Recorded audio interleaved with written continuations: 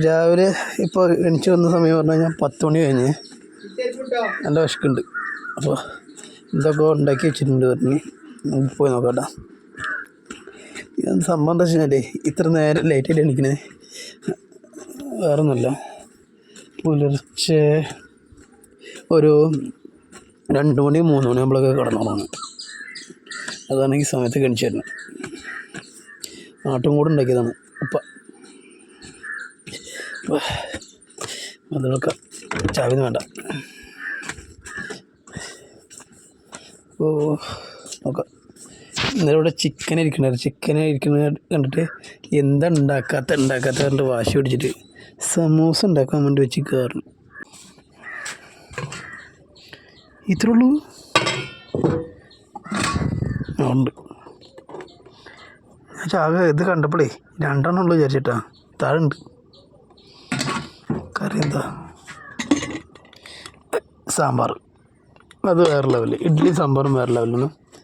കട്ടൻ ചായ പിന്നെ ഞാനങ്ങനെ ഒഴുവ പൊരിച്ചിട്ടുണ്ട്.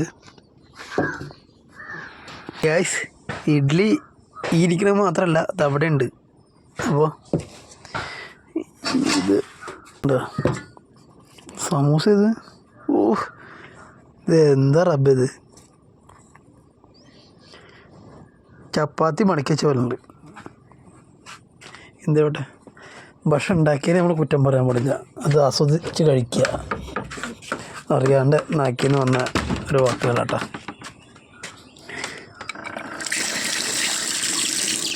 പ്ലേറ്റ് നല്ല പൂക്കളുള്ള പ്ലേറ്റ് ഇട്ടിട്ടുണ്ട്.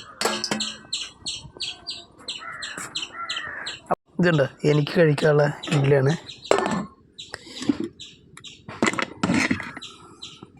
ഇച്ചിരി സാമ്പാറിനകത്ത് എനിക്ക് ഉരുളക്കിഴങ്ങ് ഭയങ്കര ഇഷ്ടമാണ്.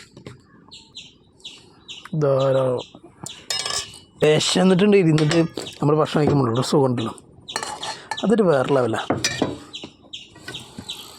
അപ്പോൾ നമ്മുടെ സമൂസ നമ്മുടെ കൈ കിട്ടിയിട്ടുണ്ട്. ഉണ്ട് സമൂസ, ചിക്കൻ സമൂസ. സംഭവത്തിന് കഴിച്ച് നോക്കി, നല്ല ടേസ്റ്റ് ഉണ്ട് കേട്ടോ. അപ്പോൾ ഏതെങ്കിലും കഴിക്കട്ടെ. അപ്പോൾ അടുത്ത വീഡിയോ കാണുന്നവരെ ടാറ്റ ബൈ ബൈ.